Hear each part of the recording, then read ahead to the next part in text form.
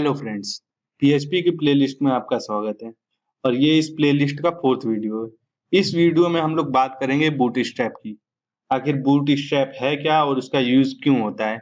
जैसा कि पिछले वीडियो में हम लोगों ने देखा, HTML, CSS और जावा स्क्रिप्ट, इन तीनों की मदद से एक वेबसाइट बनता है। अगर हम लोग वेबसाइट बनाना चाहते तो ये 3 चीज हमें आना ही आना चाहिए। लेकिन पिछले वीडियो में मैंने बोला था कि जिसको ये तीनों चीज नहीं आता है वो भी इस प्लेलिस्ट के साथ चल सकता है। ऐसा क्यों बोला था? क्योंकि इस वीडियो में हम लोग बात करेंगे इन तीनों के अल्टरनेट की, जो कि है बूटस्ट्रैप। चलिए हम लोग चलते हैं बूटस्ट्रैप पे। गूगल पे बूटस्ट्रैप सर्च मारते हैं, बूटस्ट्रैप बूटस्ट्रैप सर्च मारते हैं। ये हमारा फर्स्ट लिंक है getbootstrap.com। इस पे हम लोग को जाना है। इस पे जाने के बाद चलिए हम बताते पहले कि ये आखिर है क्या। तो ये जो हमारा है बूटस्ट्रैप, वो क्या है? वो हम लोग का HTML, CSS और जावा स्क्रिप्ट का फ्रेमवर्क है।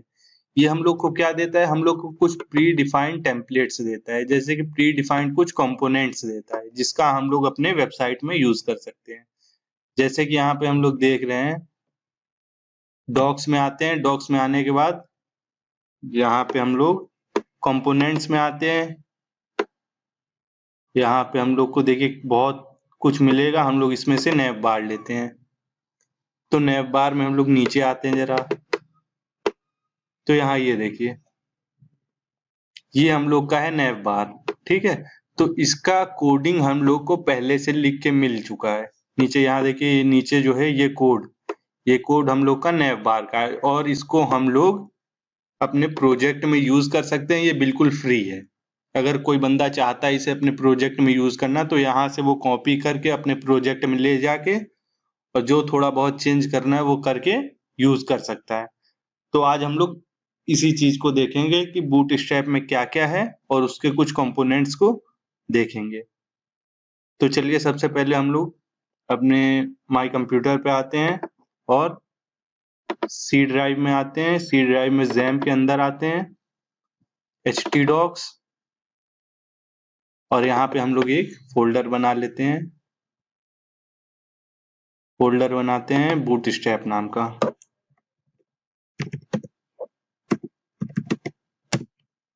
बूटस्ट्रैप नाम का ये PHP TUT हम लोग का फर्स्ट प्रोग्राम था। ये वो वाला फोल्डर है। बूटस्ट्रैप का सिर्फ मैं इसमें करूंगा, बाकी इसके बाद जो भी हम लोग का होगा वो सब इस फोल्डर में होगा। तो चलिए बूटस्ट्रैप के अंदर आते हैं और यहाँ से हम लोग कर देते हैं ओपन विद कोड। इसको ओपन कर लेते हैं VS कोड की मदद से। ये फोल्डर हमारा VS कोड में ओपन हो जाएगा।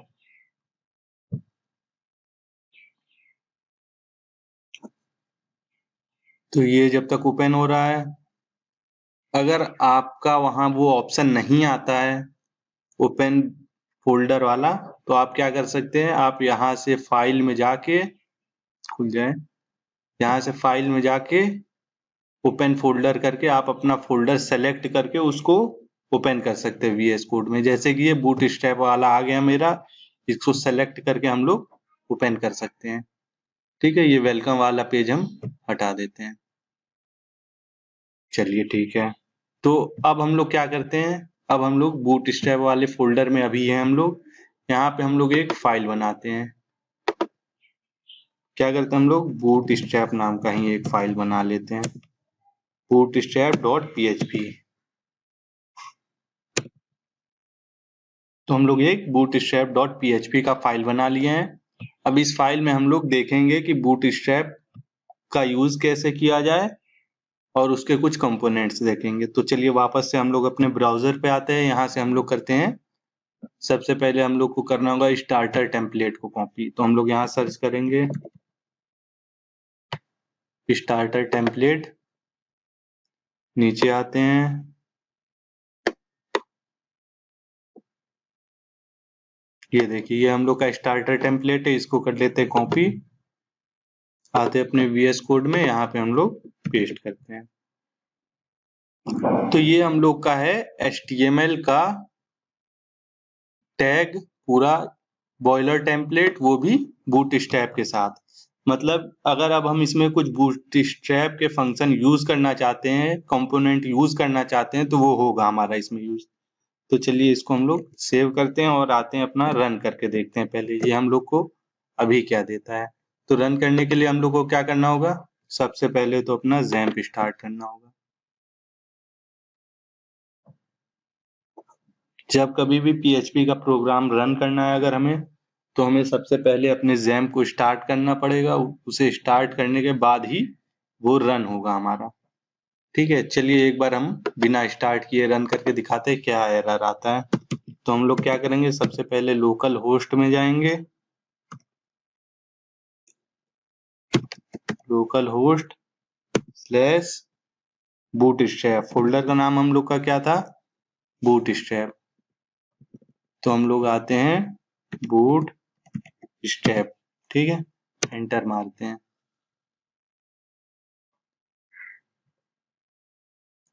क्या है, this site can't be reached, ठीक है, मतलब कि हमारा जब जैम्प स्टार्ट नहीं हुआ तो ये एरर आएगा।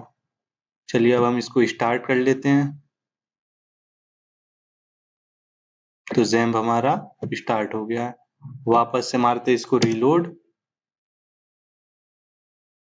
और ये देखिए बूटस्ट्रैप का हमारा फोल्डर ओपन हो चुका है। बूटस्ट्रैप के अंदर हम लोग जो फाइल बनाए थे bootstrap.php, वो हम लोग को यहाँ आप दिख रहा है। तो इसको हम लोग ओपन करते हैं। तो यहाँ क्या आया, हेलो वर्ल्ड, हेलो वर्ल्ड आया हम लोग का। तो हेलो वर्ल्ड क्यों आया, क्योंकि यहाँ हेडिंग में हम लोग का हेलो वर्ल्ड लिखा है, इसलिए हम लोग का हेलो वर्ल्ड आया। यहाँ पे हम लोग कुछ और लिख लेते हैं, लिखते हैं हेलो भाई कैसे हो, ठीक है, ये लिख लेते हैं। सेव करते हैं, वापस जाते हैं, रीलोड मारते हैं, तो आ गया हम लोग का हेलो भाई कैसे हो। तो मतलब हमारा बूटस्ट्रैप जो है वो काम कर रहा है। चलिए ठीक है, अब हम लोग बूटस्ट्रैप के कुछ कंपोनेंट्स को देखते हैं। तो सबसे पहले हम लोग को क्या करना है, डॉक्स में जाना है, नीचे हम लोग को कंपोनेंट्स में जाना है, और यहाँ जाने के बाद हम लोग को नैव बार को सेलेक्ट करना है। फिर नीचे आते हैं हम लोग, ये हम लोग का है नैव बार। तो नैव बार को हम लोग कर लेते हैं कॉपी, वापस से जाते हैं अपने VS कोड में, यहाँ पे हम लोग इसके बॉडी के ऊपर जस्ट पेस्ट कर लेते हैं, पेस्ट करते हैं, सेव मारते हैं, वापस से आते हैं अपने लोकल होस्ट पे, इसको वापस से रिलोड करते हैं। तो ये देखिए हम लोग का नैव बार जो था, जो हम लोगों ने कॉपी किया, वो यहाँ पे आ गया। ये देखिए बिना किसी मेहनत के हमारे पास नैव बार आ गया। ठीक है, अब मान लीजिए इसका कलर हमें चेंज करना है, डार्क करना है, तो हम लोग क्या करेंगे, यहाँ देखिए नैव क्लास नैव बार वाले में यहाँ पे लाइट की जगह हम लोग कर देंगे डार्क, और बीजी भी डार्क कर देते हैं, दोनों डार्क कर देते हैं, सेव करते हैं, वापस से आते हैं, रिलोड मारते हैं। तो ये देखिए ये हमारा डार्क हो गया। चलिए एक हम लोग को नैव बार समझ में आ गया कि कैसे काम करता है, और कुछ कलर बता दिए हैं, जैसे कि डार्क ब्लैक के लिए होता है। अब मान लीजिए इसको हमें रेड करना है, तो रेड के लिए कौन सा होता है, डेंजर, और यहाँ पे भी हम लोग कर देते हैं डेंजर, सेव मारते वापस से आते हैं और रीलोड मारते हैं अपने। ये देखिए डेंजर में क्या हो गया, रेड हो गया हमारा। ठीक है, तो डेंजर का मतलब क्या होता है, रेड कलर होता है। नैव बार डेंजर, बीजी हम लोग को डेंजर नहीं, बीजी हम लोग कर लेते हैं डार्क, सेव मारते वापस आते रिलोड करते हैं। तो ये देखिए कुछ ऐसा हो जाएगा। वैसे दोनों जब डार्क था तो ज्यादा बढ़िया लग रहा था, तो डार्क लिख लेते हैं। चलिए ठीक है, अब हम बूटस्ट्रैप के कुछ और कंपोनेंट्स को लेते हैं, जैसे कि अलर्ट। अलर्ट एक बहुत ही बढ़िया कंपोनेंट है, तो इसको हम लोग लेते हैं।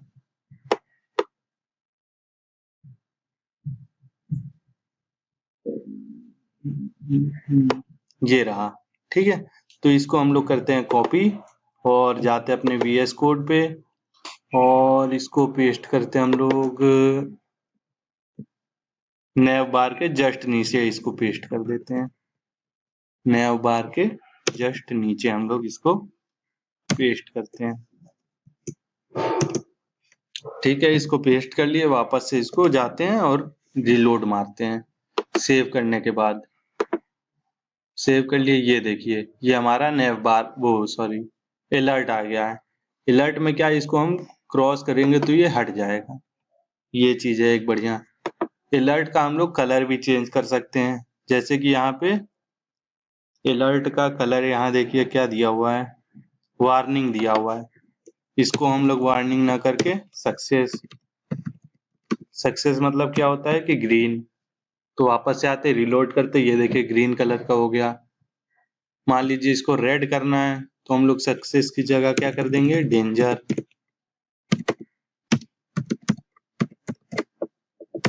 डेंजर से रेड हो गया। चलिए ये हो गया हम लोग का दूसरा कंपोनेंट अलर्ट। चलिए एक और देख लेते हैं हम लोग, एक बटन देख लेते हैं। बटन पे क्लिक करते हैं यहाँ से, तो यहाँ पे ये देखिए यहाँ पे दिया हुआ है हम लोगों को कलर, जैसे कि बूट स्ट्रैप में जो होता है वो ग्रीन रेड येलो ये कलर नहीं होता है। बूट स्ट्रैप में होता है जैसे कि पिंक, ये ब्लू के लिए प्राइमरी, ग्रे के लिए सेकेंडरी, ग्रीन के लिए सक्सेस, रेड के लिए डेंजर, येलो के लिए वार्निंग। तो मतलब बूट स्ट्रैप में कलर के कुछ नाम है, हमको वो लिखना पड़ता है, ठीक है। तो यहाँ से हम लोग एक मान लीजिए बटन ले लेते हैं, ये बटन ले लेते हैं। चलिए इसको हम लोग करते हैं कॉपी, वापस से आते हैं अपने बूट स्ट्रैप वाले में और VS कोड में यहाँ आके पेस्ट कर देते हैं, 2 बार कर देते हैं, ठीक है। और सेव करते हैं, वापस से इसको रिलोड करते हैं।